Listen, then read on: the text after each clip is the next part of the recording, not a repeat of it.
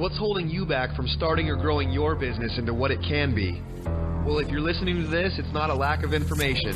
What you're about to hear is all you need to get motivated and start making waves. Do It For a Living podcast details the journey of today's true players in their own words. Find out how they broke out so you can too. The time is now. The time is always now. Welcome back to another episode of Do It For a Living. I'm Kevin Dubois, and we've got Reid Lunde, the creator of Do It For a Living, back with us for another podcast, and he's got a new product he wants to talk about. But before we get started on the product, I really wanted to get caught up on him. I mean, it's been several years since we've actually heard from him on the podcast about what he's been doing with his businesses, plural. So, Reid, how are you doing today? I'm living the dream, baby. How are you? I'm doing great. Yeah. It's been busy here, and I have not done a podcast as well for, I think, probably maybe a year. Todd has been doing several of them this year early, and then I think he did a bunch last year too. So we've just all been too busy to keep doing this because it's quite hard to do it. As we were just discussing before we started the podcast, that I had to spend 2 hours updating software to make this thing even work. Yep. So, all right. Well, struggle is real. Yeah. Why don't you go ahead and get started? And I think last time we talked, I think you were just getting started with your domestic side of things, with the Kaisen or KSTuned, I think you're calling it. How has that been going? And just give us some refresher on what you've been doing with your business and how things have been going, any struggles you've had. Kind of give us a play-by-play. So basically, we've kind of got two customer-facing segments. Kaisen Speed is the company, and then we have a domestic side and an import side. So we've been doing Honda drag racing forever. We call that now KSTuned. So we have at KSTuned is our Facebook page, at KSTuned on Instagram and on YouTube. And then we have the same thing for Kaisen Speed. So a separate Instagram, a separate Facebook page, and a separate YouTube channel. And then, and we have products in both of those markets. So we've got a lot of Honda drag racing products, from rear suspension stuff, brakes, a lot of engine performance stuff for the H&F series for the Honda stuff. And then on the domestic side, the majority of what we do on the domestic side is builds. So modern cars, mostly Gen 5 GM stuff. So Gen 5 electronics, which is the Gen 6 Camaro, C7 Corvette, Gen 3 CTSV, et cetera. So, Carl will come in like that. We'll do a cam heads, bolt-ons, calibration, supplemental fuel, yada, yada. Mm-hmm. So the majority of what I spend my time doing at the shop is on the dyno, calibrating late model GM, and probably 10% of what we do on the dyno, maybe 20% is Honda, and otherwise it's entirely late model GM. Did it make sense to do it as two separate businesses now that you've actually gone through it for several years? Does it really help to have them completely separated, even though they're still in the same building, right? Yeah, it's still in the same building. I think it's just, Honda guys don't want to know about GM stuff, mm-hmm. and GM guys definitely don't want to know about Honda stuff. Okay. So it's really just a way to, I go back and forth, but I think it's just a way to better clearly communicate with people and show them what they want to see. Because, a Corvette guy doesn't care about Honda stuff. Yeah, it just doesn't matter. It's just not in his circle. So, we made that decision to break it apart, and I think it's the right one. But I guess there's just no way to do it 100%. We just do the best we can. Yeah, and so I'm in the exact same boat as you right now, because we obviously do Evos, and my business partner Richard he has an F-150 EcoBoost, and we have tunes available for that, and we're starting to branch into that market. So the question is, do we keep it all under the Evolution Dynamics name, or do we break it up into something different? And so far we've done keep it under the same name, but that I don't know how well that's going to work or not. Building it up from scratch is tough, right? Right. Totally. Especially so you've already got a following, so you can kind of ride that wave into the next thing. And I've seen, I watch pretty closely what other people are doing, and I've seen other companies successfully kind of migrate, it into different segments. But they usually do it around a specific product. So, if you have a product and that product can migrate into these different segments, then that seems to be like a smooth transition. But, it's rough because, times are changing. Things are always, changing. So I don't really have an answer for you, but it's it has been working for you though, huh? Yeah, I think it's better. Okay. Because I can clearly, I know, I talk a little bit differently on the Kaisen Speed channels than I do on the KSTuned channels, It's a little bit different segment. They want, without getting all overthinking it and et cetera, each of these people have very specific world views, Right. Honda guys look at the world and have a take on it, and that isn't the same as it's the same reason that you love any brand that you love, or that you've got a way of looking at the world, and separating it is a way to reinforce those sometimes different worldviews. While they may have some crossover, like for us the crossover is being innovative and doing like new things, maybe not kind of just following the status quo. So like kind of that's the crossover for me. But at the same time, they're definitely different segments. Okay. So it's just nice to be able to talk to those people in that different way. Gotcha. I might drop a little bit more slang and be a little bit less professional on KSTuned because like they want it a little bit more raw. Okay, and I like it. And it totally makes sense from the social media side, because you're exactly right. Like a Chevy guy's not going to care what you're developing for a Honda, so why would you want to post it on both of them, right? And it might even turn them off. Yeah, they stop following or liking your content, and then Facebook stops showing it to them, right? Right. So yeah, I mean that's the next thing is feed the algorithm. Right. Okay. Well, so you've got two separate businesses. I remember you were also doing like dealership cars. Did that ever pan out? Yeah, it did. We did a couple of dealership cars. Basically, they just didn't move as quickly as we wanted them to. Okay. So, and then I try to not talk about this too often, but the emissions thing scares the crap out of me. Okay. Yeah, I don't really want to talk too much about the emissions thing, but I bowed out of it not because anything happened, but because I can't hitch my wagon to something that could be out of my control. Yeah, the solution to your dealership problem is to go down the emissions testing route with like the SEMA whatever garage they have that does the actual carb testing for you. It's and like I said, it's all possible, but the ROI isn't there, and right. The length of that road is not something that I can do. Gotcha. Okay. Yeah, so then you just go back to your roots and building race cars for people and let them go drag racing or half mile racing or road racing or whatever they're doing with it, right? And a lot of, to be honest, a lot of what I've been figuring out, because like when we talked the last time in 2017, I had just kind of let a few guys go, and to be honest, I was kind of down. And so I've spent some time figuring out what I really enjoy doing and what I'm like really pumped about, because I feel like that's where I'm going to be able to be the most successful and like really contribute. Yeah.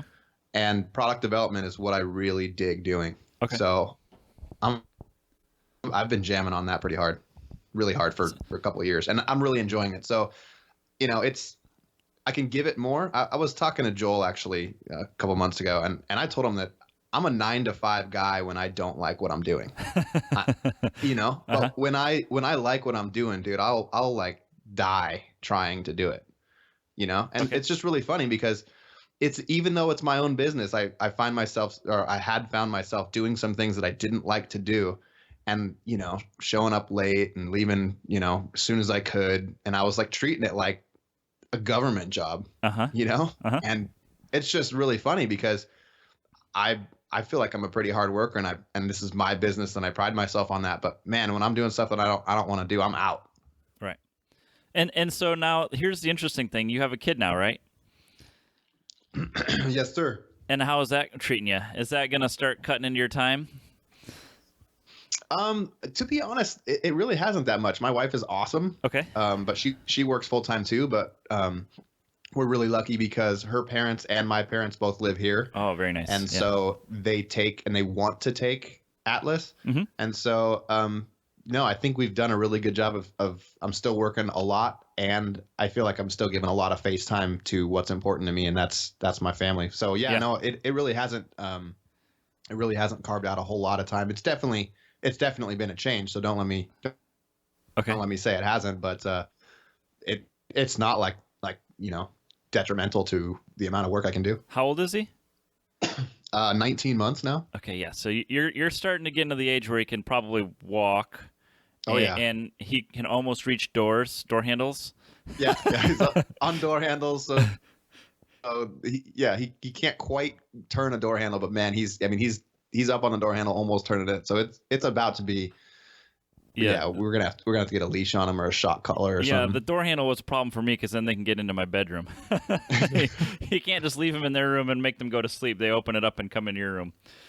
But yeah, no, yeah. So I don't know about that yet. So yeah, I feel you. You know, you're at a good point still where the kids are. You know, like you can get a lot of time in them, and you don't have to be at home all the time. And it's a good time to be. And as they get older, I feel like you got to give them more time, and that's kind of the boat I'm in. So I've personally been spending a lot of this, at least this summer while the kids are at home all summer. I've been spending a lot of time with them, you know, doing things they like to do and trying to keep myself off of the computers. So yeah, yep. So okay, so you kind of touched on it that you were kind of in a dark place, you know, when we last talked, or were, you know, maybe getting out of it or whatever. But has the business, like the installs and the stuff you were doing, has that grown or shrunk, or how has that progressed in the last 2 or 3 years? So in that amount of time, we're just the same. Okay. And that's the kind of thing that just drives me nuts. And so I'm constantly looking around for where's my opportunity. Mm-hmm. And I could, to be honest, the way that we have it set up and the crew that I have now, I could work 30 hours a week and live this lifestyle that I live right now and be like from the outside comfortable. Yeah. Like super comfortable. I've got it set up. My guys have been with me for a really long time. If I didn't want to innovate, and make new things, I could just ride this wave for a while. Granted, it'd probably be a slow death because something would come up. But, I wouldn't have to work that hard. But that's the kind of thing that makes me not enjoy work. If I'm not looking to the next thing, like what's right there, like what can I do? Yeah. I don't want to do it. I just don't want to do it. I don't know how else to say it. Dude, I'm not looking for a beach vacation. I'm looking to I want to look back at my life and have done something significant. Mm-hmm. at least significant to me, Right. And so then, I mean, you're in the same boat as me too. Same thing is like the Evolution Dynamics has, I have almost the exact same revenue year after year for the last probably 4 or 5 years now. It's all within $10,000 every single year, and I totally know why. It's entirely limited by my ability to work because I'm right. It's hours in the day, and I don't have any more to give, or at least I do have more to give, but then I sacrifice family time, and I've gotten to the point where I'm efficient enough where I don't have to be here 60 hours a week. I'm here usually 40, maybe 45 at the most. And I go home and I'm still doing, well enough where I'm content.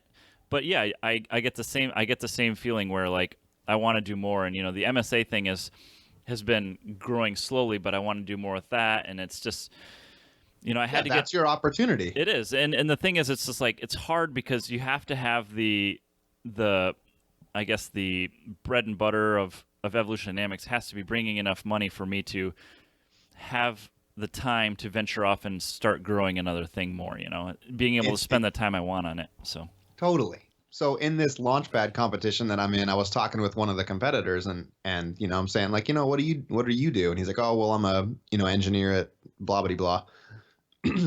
And he's like, man, but you get to do this all the time. And I'm like, no. Like I run my shop and do dyno tuning all the time. And then when I can carve out time, I get to do this. So, it's even though it's under the same brand name or the same umbrella, it's almost like having two separate jobs. Yeah, definitely. Like developing this product versus doing kind of my quote day job. It's like this guy having an engineering job. and doing that job 9 to 5, and then he gets off work and then goes and works on his, side hustle project. And it's the same kind of thing with me, except for a lot of times I can just run upstairs to the engineering office and start working on it. So it's a little bit different. It's a little bit better, but it's not. It is like having two separate things to do. Yeah. If you spent all your time doing the relay, then you would have everything would fall apart at the shop, right? Then I'd be broke. Yeah. Then I'd be broke because I'm still the calibrator for doing dyno tuning. Although that's actually something that's really exciting right now. After years and years and years of looking, I've finally found an apprentice tuner that's got the salt. So I'm thinking by next summer I'm going to be reduced in my tuning schedule. I'll probably be able to cut it by 2/3. Wow. and be able to. Yeah, I mean, I really feel like I have the right person now. So and the lesson learned from this, you haven't even gotten far enough to be able to cut your time down, but the lesson learned of this is pay them what they're worth, right? Totally. And they're worth for you to take 2/3 of your time and apply it towards something else. They're worth a lot of money, And I think that's where so many people in the default group, I mean, I can't think of anybody who hasn't done this, but you hire an awesome person, you train them, you teach them, and then if you don't pay them enough, they go either somewhere else or go do their own thing. And it's when they start doing their own thing, they realize they fucked up. But right, I mean, the grass isn't greener, and that's right. Part of why I think this guy, this younger guy that I've got now, we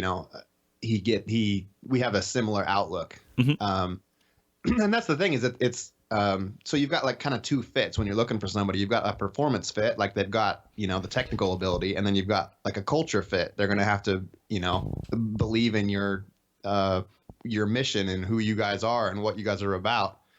So they kind of have to fit both, and one without the other is not good enough. Exactly. And I think like Tony does a really good job. I feel like those guys, I don't know how he does it so well, but they create like this kind of family thing. And that's the other thing that I've learned over the years is if you just are a technical fit, that's not enough. We got to get along too. And like, we got to get along not just at work, but we have to get along. Like we have to have, similar worldviews. Exactly. Yeah. And it's similar ambitions. It's so rare to find that person too. So if you got them, man, keep them. Totally rare. It's unbelievably rare. It's 1 in a million rare. I've been looking for a tuner for 5 years. I finally found one, and let me tell you, I found one because he was a customer. Came in for a tune, and his list of modifications was like had headings and subheadings and was like really organized, and I was like, and it just kind of piqued my interest. I was like, I like the way this guy thinks, and I'm looking at the car and it's just like cleaner than it needs to be, and and things are just clearly well thought out. And right. then he's a young guy, and I'm like, that's really rare for a young guy to do that, to think that way. And so I just tuned his car and just kind of kept him in the back of my mind. And then contacted him maybe like 6 months later and just was like, hey, you didn't apply here, but, we're looking for somebody. We should just talk, And anyways, 6, 7, 8, 9 months later, he's been here for 3 or 4 months. Awesome. Well, glad that's working out for you. That's good to hear. Yeah, man, I'm pretty pumped about that. It'll be interesting to see how that plays out. But it's conveniently in having a tuner would be huge. Yeah, and it's conveniently in time for you to develop a new product too, where if you start launching this thing, you're going to need to unload some of your other stuff off your plate, huh? It's a requirement. Like I'm not going to be able to bring the relay to market and dedicate all the time to like making all of that happen if I have to be on the dyno all the time. So like matter of fact, I mean it's kind of like a godsend because if that doesn't work out, I don't know that I'm going to be able to bring the relay to market. Cool. So I have to have that time off. Let's go ahead and get started. And why don't you go ahead and tell us what it is that you're making and give us a quick overview, and then we'll go into it. So first of all, I hate looking at relays in an engine bay. Like you pop the hood and you've got this otherwise clean engine bay, and then here's like 2 square box relays with a bunch of spades sticking out of the bottom of them, and it's just like it just drives me nuts. It just, I don't know, it just never looked right. And so then the alternative, of course, is like a nice like weather pack thing. It's got like some, crimped pins or whatever. Mm-hmm. But then I go to order one from Waytech or whoever, and you got to buy the relay, and then you got to buy the connector, and then the pins, and then the mounting tab. And so you're like shopping around, and it's just like this big process. And then when it shows up, you don't know, like, okay, I'm pretty sure I have the W-type crimper that's going to work for that, but I guess I'm going to find out when I go to install it. So, I mean, long story short, you've got like your basic bitch relay, and then you've kind of got these other kind of big bulky relays. Mm-hmm. So we just made a relay that is solid state. It can handle the heavy currents, which most solid state relays cannot. And then most importantly, it's interconnectable. Like think of it like Legos, right? Okay. So you have one relay, you install it, and then you get another relay, and it'll just attach right to the side. And then that second and third relay is instantly powered up from the power supply from the first one. So it just makes adding additional relays, really, really simple. And so then, and that was the original idea. Okay. And that was it. And then, we're talking to people and they're like, oh man, you need to make this thing CAN enabled. And I'm like, no, I don't want, I'm literally trying to limit my scope on purpose so that, we don't get crazy scope creep, and I don't develop, I'm not trying to make a PDM, and this, it's not going to grow. I'm just going to make a relay. It's going to be weatherproof. It's going to be solid state, and it's going to be interconnectable, and that's going to be awesome. And then it became really easy to make a CAN module or a control module because I already had the power supply, transmitted to the sides. Yep. So making a control module could literally just attach along the side. As soon as it attached, it's powered. And so literally now all you have to do is run, the CAN high and CAN low into the control module. So when I kind of came to that realization, I was like, okay, now this is going to be really cool because it's optional. So it doesn't have to be this big smart CAN control module, because that scares a lot of people off. And I'm trying to make a product that will literally work for everyone. And so instead of a multi-channel PDM, it's just a relay. So you think of it just as a relay. Mm-hmm. If you need another one later on, you buy another one. As soon as you attach it, you're going to go, oh man, this is so obvious and genius, because it made the next one and the next device easier, easy to install. Right. It's powered up instantly. So at that point, you're just running the wire to the device you need to trigger. Yeah. I mean, all you do at that point is you do have to have a trigger come in and a trigger and then your output go out. Okay. Right. And unless you're using the CAN module, then you would only run the output wire, and the CAN controller would run the does the CAN trigger. Control multiple relays or just one that it's directly connected to? So it's directly connected to the one. Okay. And it's got two additional outputs that you'd have to run just a wire, just like a loop. So it's like jumping past the relay it's plugged into to the next one and triggering it. Right. Okay. So it will directly connect without any wiring, or directly control without additional wiring, the one that's directly connected to. Got it. And then if you've got two other, it also has two additional outputs that you could run a wire out the front of the control module to the other relay. Okay. So Kaisen Relay 2.0, you can have, the bus signal going through the relays too, huh? Here's your scope creep. Believe me, these scope creep conversations can never ever end, right? Okay, yeah. So then you just go, okay, well, what's reasonable, what's cost effective, what's doable, and I'm confident that the decisions that we've made, like, these are the right ones, because it's just going to be super easy.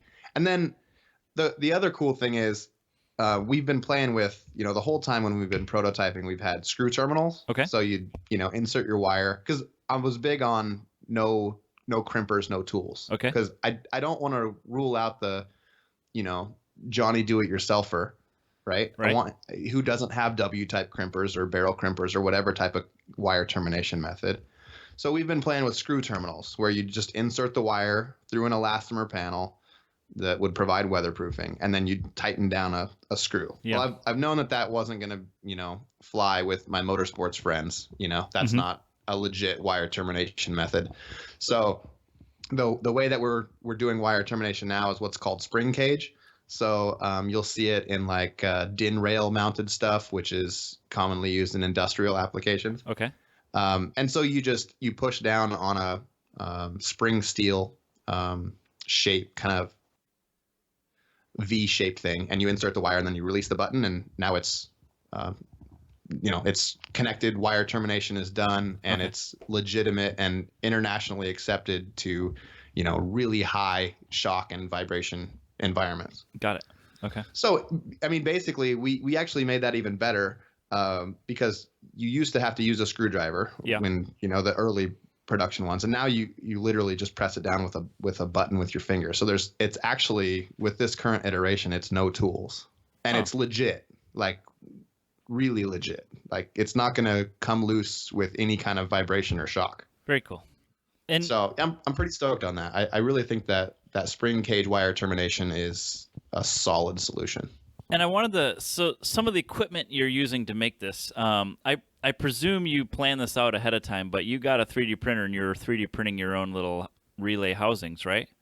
Yeah, I got a couple 3D printers, just kind of hobbyist level ones. Was that by chance or was that deliberately? No, the latest one, the resin printer that I bought, was deliberate. Okay. And then we've used a couple of 3D printing services as well. Okay. With just trying to find out what the best method's going to be, because the first kind of prototype ones that we're going to put out into the world are going to have to be 3D printed, and like used in a you're going to have some beta testers. Yeah, but I mean probably to the tune of 50 to 100 units that are going to have to be 3D printed, and once that passes and we learn everything that we need to learn from that, moving into production is a whole different ball game. Like we're talking tens and tens of thousands of dollars in molds and stamping tools for the different components. Okay. So like it's going to be a major undertaking, which is why a lot of this is a litmus test to see what people say about it, and because I need to be really damn sure that people are going to buy it. And that manufacturers are going to use it. It's not just a end use for guys like you and me with a shop. Like I need manufacturers to develop and include the Kaisen relay instead of a regular relay with their products. You can sell it through like AutoZone or Riley's as well, huh?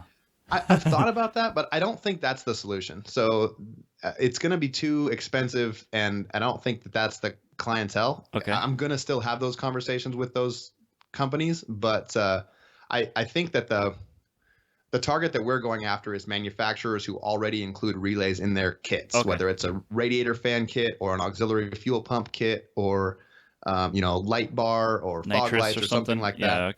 And we can they might have a programmer on staff that could program the CAN controller that's specific for their application. So let's say you had a auxiliary, a radiator fan controller or an auxiliary fuel pump controller for like a resto mod, right? You could program it, to get its sensor data from the CAN data stream and then, trigger whatever device you need to trigger.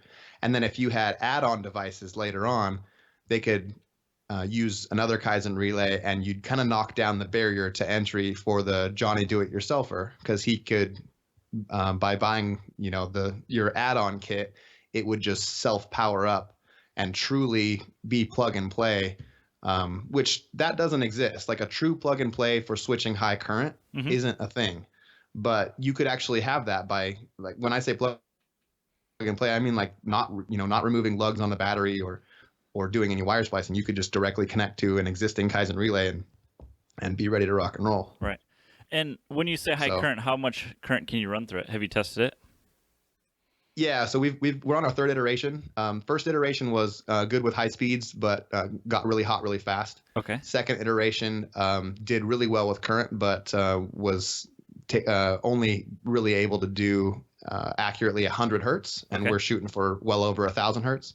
But to answer your question, 40 amps is our design criteria. Okay, so you're doing a frequency and a steady state currents? Oh, yeah. Okay. Yeah, we're doing lots of different testing. Okay. Low frequency, high frequency, low current, high current. everything in between, testing the relays in a toaster oven so that we can replicate underhood ambient temperatures. Yeah. Uh-huh. Yeah. And then, that's all just kind of the bench testing. And then they go out into the real world and we get to find out what it all means, which is, ambient temperatures really hot, vibrations really crazy, and there's dust and water and crap getting thrown all over the place. Yeah. And we have to do all of that and have that all come back really solid before I can feel comfortable investing every dollar that I have and more into tooling and moving forward. Yeah, and I've seen you posting about the product, and I watched some of the stuff and read some of the stuff of what you've been doing. But now that you've mentioned all the uses, it makes, there's a ton of them. At first, I was like, what do you want to power, like a second pump, like a Hobbs switch sort of thing? Or is it, now that you're mentioning like light bars and nitrous and all these other things, yeah, there's a ton of uses for it, isn't there? Yeah, it just goes on and on. And so we're patent pending on the ability to interconnect relays without a common housing or mounting plate. Okay. And so what's different is, if you think about it, a fuse box is just a way to interconnect relays. Yep. So, like you can just plug in a bunch of relays and they're all interconnected, or depending on kind of how the wiring is underneath the fuse box. Uh-huh. So that's a common housing or mounting plate, right? Which is, there's lots of patents for that dating back, to the early 90s and before.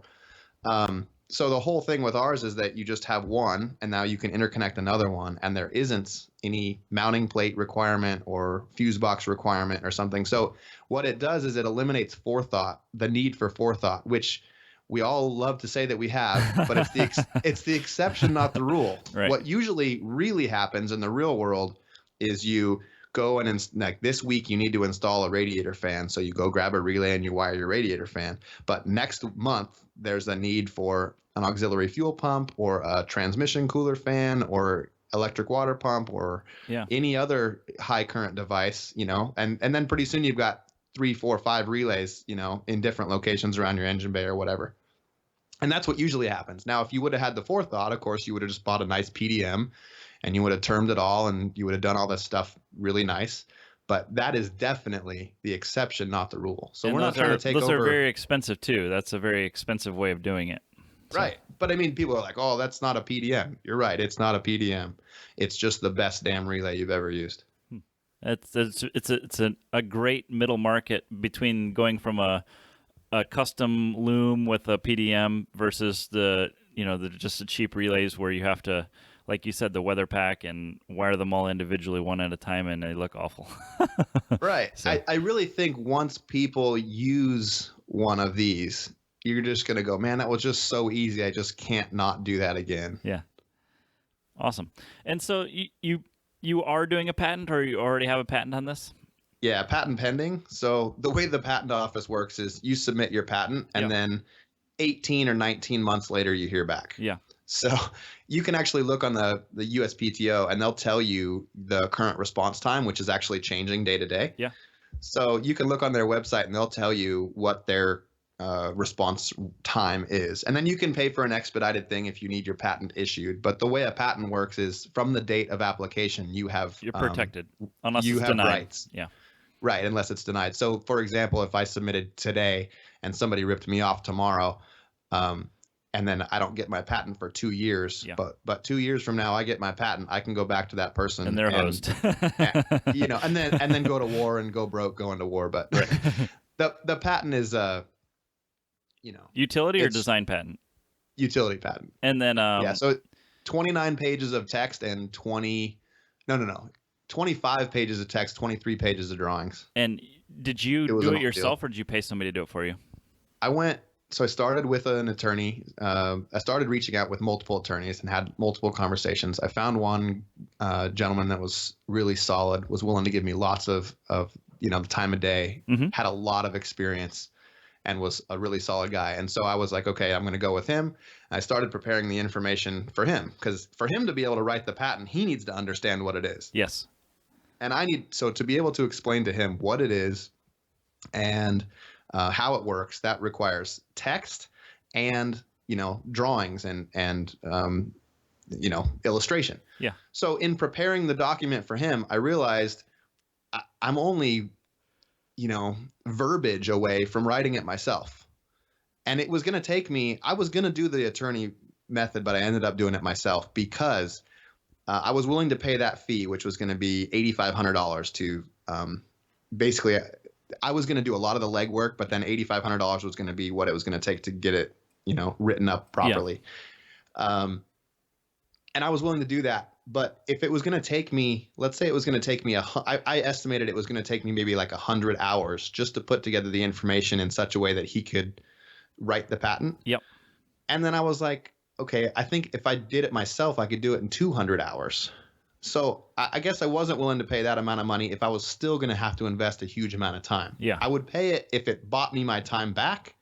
But if I still had to put in at least 50% of the time and pay that amount, I wasn't willing to do it. So I felt like I could do it myself. We're going to find out if it was a mistake or not. But I did a lot of research. I like stuff like that. And I dug deep and I feel good about it. So yeah, I submitted it myself. So if and this is what I've heard from talking to patent attorneys too, is almost always they deny your first one. And they make it, you come back and you have to rewrite some of the stuff and whatnot. Is that something that you would be tackling yourself again? Or would you at that point go over? Okay. You've invested the time, huh? I think I'm going to tackle it myself. It's called patent prosecution. Yeah. Where you work with the patent office, and they go back and forth, and they basically say, nope, that's not going to work, and you say, yes, it is, and then you work with that person, and there's this back and forth period. When I was researching, what's called prior art. Yep. Which are previous patents that are, related, similar or related. Yeah. A lot of those, I would find that from the date of application to the date of issue was on average 3 to 3.5 years. So, that's pretty standard. Some of them were as short as 2. I think probably the fastest one I saw in all my research was 2 years. Okay. From application to issue. Gotcha. So I expect to hear from them in end of next year because I submitted in February. Mm-hmm. And yeah, so we'll see how it goes. But and then I have no doubt that I'll get it issued. The question is, if you ever went to war with somebody, would they be able to poke a hole in your patent or find an easy workaround? That's where the magic comes in. Yeah. And that's where a real patent attorney will write it in such a way that it's robust. Very that vague. Yeah, I know. I totally get you. Huh? Yeah, so that there's no workarounds. And so I spent a lot of time like I said, I don't know if it's being naive, but I feel like I wrote a rock solid one because I understood the concept. So we'll see. Your legalese is well versed, you're hoping, huh? I think, like I said, it might just be me being naive, but I'll figure it out. Cool. Okay, so that's the patent part, protecting it. And you talked a little bit about, initial prototyping the housing and whatnot. But what about, how do you work? This is a solid state relay, so it's on a board. It's printed on a board. How did you start learning how to do that?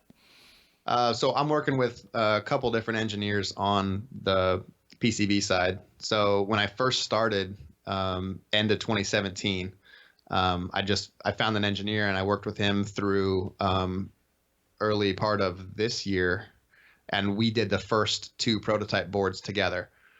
So we both did research on a lot of existing products. So I bought a lot of existing products, took them apart. Ran our own testing, blew some stuff up, and really I found out what's out there in existing products. Okay. And so I did find that there was a common Infineon FET that was used in a lot of different products from a lot of different manufacturers, and that was actually Rev 2. So we used a different FET for the first one. It couldn't handle the current, and we learned a lot from that one. Second one, we used a upgraded version of what's in a lot of these aftermarket solid state relays now. Mm-hmm. And it was great its only limitation was frequency. Okay. So if we were happy with the frequency being below 100 hertz, which is most of the applications, mm-hmm. then we could have just moved forward with that. But I really I just knew that we could find kind of the best of both worlds. And so a lot of those FETs, I don't want to get too geeky, but a lot of those FETs have these protections in them. So they'll have overcurrent, over temperature protection, diagnostic pins where you can find out what the FET's doing, um, and even it'll have a temperature sensor built into it, and you can data log that temperature internally. And these FETs are smart, and these FETs are, maybe $6-7, so they're pretty inexpensive, but they require when you're buying a bunch them of, one at a time, though, right? yeah, those ones. Well, yeah, we're buying those one at a time, and then populating a board with a bunch of external circuitry on this PCB. I'm sure when you're buying them in bulk, they're a lot cheaper. Yeah, it's funny because you buy one, it's $6 or $7. You buy, 10,000 of them, and they're $3, $2.50 or something. Yeah. So a lot of these FETs were smart FETs, and so then they have these, they have 50, 60-page data sheets that they're all kind of written not in a standard way. So if you compare a FET from Infineon, it's not written, or a data sheet from an Infineon FET, it's not the same as the data sheet from a ST Microelectronics FET, or, so reading these data sheets was over my head. So I relied on the engineer that I was working with to kind of do that. And we went back and forth, and I would ask him kind of, I'm kind of the hands-on, I'm going to blow this thing up, and he's the full other end of the spectrum. And so we would come together, and I would ask him, hey, is this thing going to blow up at 40 amps? And then of course his response is very engineering. Well, it just depends on all these different things. And so we would just go back and forth, and I'm trying to break down engineerese into Joe Blow garage guy. Mm-hmm. So long story short, worked with a couple different engineers. I'm currently working with Vadim from Cantrolls, and he is a G, and he has some power electronics colleagues that we're calling on for the power electronics side. And I'm confident now that we've got the right team on board for this V3, and this latest iteration. I'm feeling pretty good about. So okay, and you've obviously been testing these in vehicles then. Or is it all bench testing? Yeah, so it's all bench testing, driving stuff. Yeah, it's so far it's been all bench testing. You got to put one of these on your car, man. Put a light bar on it, something, anything. Well, we've been running lots of light bars, lots of radiator fans, lots of pumps, on a bench with a power supply, and without a doubt, it's going in vehicles before it's ever going to touch anybody's hands. Okay, well, before the SEMA thing, you better have one in your car driving around with us, so you can go there and say we got one in a car. Okay, so that's actually not true. I have had them in my car. So we have our prototype CAN PCB, and I've been driving it around in my dad ride, which is a Acura RDX. Okay, and we've got a output pulsing based on vehicle speed. So, for example, like you could trigger a light bar that would like increase intensity flash of a faster. light bar. The faster you go. Okay. Yeah, brighter the faster you go. So like we do have it in cars, just not like permanently installed. Okay. And so then I just touched on it, but you are doing the SEMA Launchpad this year, right? Yes, sir. Okay, so what do we got to do? Tell us what we need to do. Okay, so just follow the link and vote. Super easy. Like you have to have a Facebook account. We'll include a link right here, in the show notes, in the description, in anything to do with this podcast. But yeah, I really do need you to vote, because there's 15 competitors. Votes narrow it down to top 10, and then a panel of judges narrows it down to the top 5, and those top 5 compete for $10,000, a bunch of time with a bunch of high-level execs that can kind of guide the product development. Mm-hmm. Guide the product development, poke holes in your process, help you kind of refine it, and then you also get a free full-size SEMA booth next year, which would be a really big deal, especially because it would be right on time with and that would be 2020. You're saying 2020. Yeah. So okay. Basically, to vote, I desperately need your votes, whatever it takes. Yeah, follow the link. So you'll just follow the link. There'll be my pitch video right there. All you got to do is click the vote, and it's like a one-click thing. You're not going to get spammed. You don't get on any email list. It's just done. Okay, and for people who don't know what the Launchpad is, the SEMA group has a subgroup called the Young Executive Network, and that's for people in the industry under the age of 40, I think, is their cutoff. And Yep. they have done this for quite a few years in a row now, and they call it the Launchpad. It's kind of like Shark Tank for products in our industry. And like Reid said, they start off with a bunch of people who have new products that submit their ideas to them to be in the competition. And the first step is eliminations based off of literally like votes on this. It's a Facebook poll or something like that, right? They have a poll somewhere for it, and so that's why we need to go and we need to vote for Reid. And we did the same thing last year with Todd did the Launchpad with MSA, and we didn't do a podcast, but we did ask people to vote on the Facebook page. Probably should have done a podcast too. That probably help more. but I mean, you guys made it past the voting stage. Yes, so. it did work, and so we do have. I mean, we have a pretty extensive audience, and I think most of us are willing to help out other people in the group. So definitely, everybody. We'll post the link in our show notes, and then we'll share it on the Facebook groups and the Facebook page, and everybody can just click it and vote, and that will help Reid out. Get to the next stage. It's super easy. I would really appreciate it. And like I said, don't vote for me because I'm asking you to. Like, go check out the product and tell me if it's not, really a kind of a next step in an innovation, because I'm really proud of it. And I'm trying to not just be blinded by my own, I'm in love with this thing, but I really think this is going to be really cool. And I see a lot of opportunity for it. So vote for it because it's a good product. Or vote for me because I asked you to. That'd be cool too. But I really think it's a good product. Vote for it for that reason. Okay, and so we've kind of talked about developing the product. How do you plan on moving forward with it? I mean, let's just say we could do a good scenario and a bad scenario. Let's say you don't get into the finals at SEMA, but you need to move forward and you want to keep going the product. Mm-hmm. What's the next step? Assuming SEMA doesn't help you out at all. Okay, so. Let's assume that I don't win the competition, but we do still get to go to SEMA because we're top 10, and you get this little kiosk booth. Mm-hmm.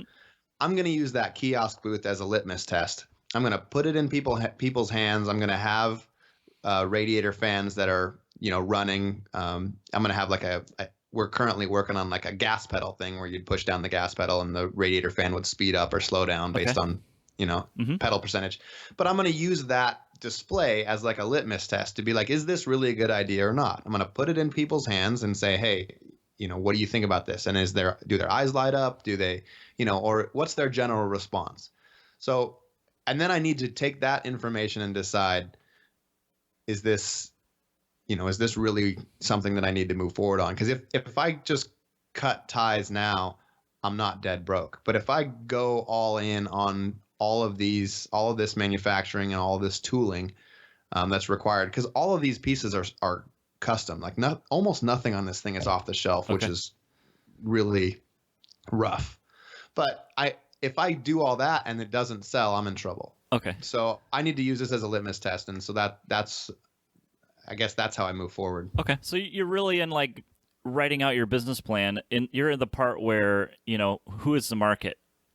Determining what your market is and who's going to be buying it and what the price is going to be. That's where you're at really right now, huh? I mean, the market is everybody. It's just a matter of which market is going to latch onto it.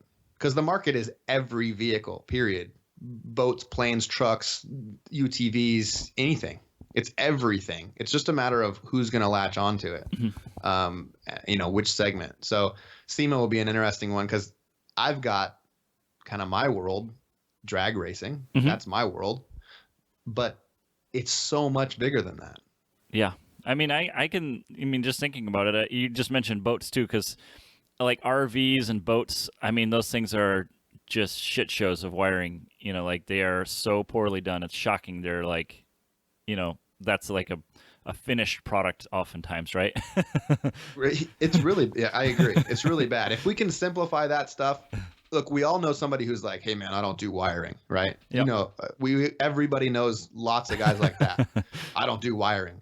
Perfect. This is the product for you then, bro. Okay. And so do you have a price point that you're trying to target, or how are you trying to determine this? I definitely do.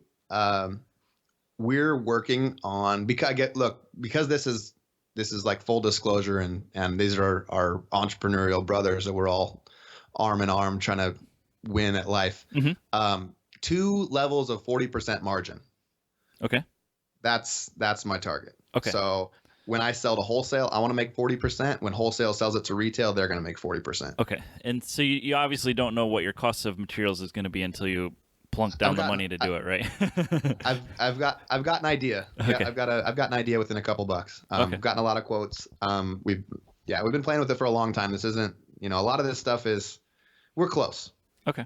Is it going to be competitively priced?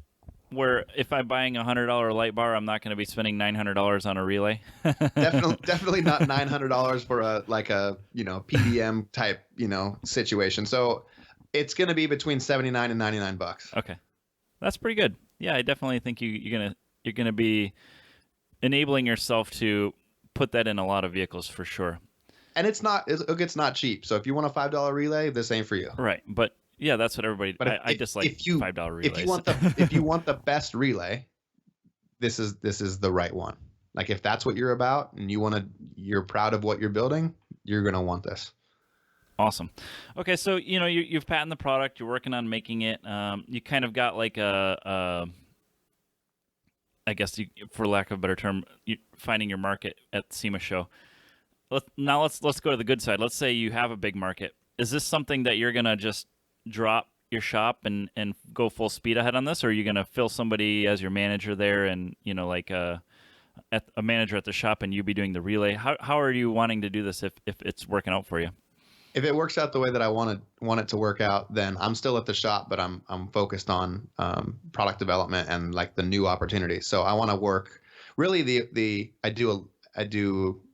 I have a small crew and I find out that I like it that way. So if this works out the way that I want it to, I spend almost all of my time working on this product and then future growth products. Okay. Not calibrating cars. So I still do want to calibrate cars and work on the projects, and I love guiding that process. Mm-hmm. Like guy comes in and he says, I want 600 horse or da da da da da. I like having those conversations and talking about paths. So I want to still do that, and I'm not going to dump the shop by any means, but I'm going to spend my time working on making this thing do what it's going to do. And then I've got one other product that is also interesting to me, so I want to launch that one too. But one thing at a time, right? Yeah, absolutely. I'm putting blinders on. Yep. And I love doing this too. And we are very similar in a lot of ways, where I'll think of a product that I want to do, and I kind of go, I look into it, and I'm like, oh, this would be great. I really want to do it. And then you like start, getting your feet wet and actually doing the idea, and then it's, very quickly you can realize if it's feasible or not feasible. And that's the point where I think most products, get dropped, where maybe they're a cool idea, but they're too hard to implement. And it's experience. Yeah.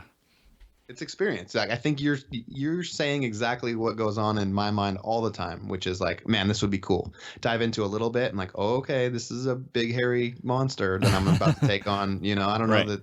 And so that's why, I guess along the way, I keep trying to prove that this idea is bad. I keep trying to like get myself off of it. Mm-hmm. like, and I'm like, okay, is this going to work? And I keep trying to be objective. Is this going to be a solid idea?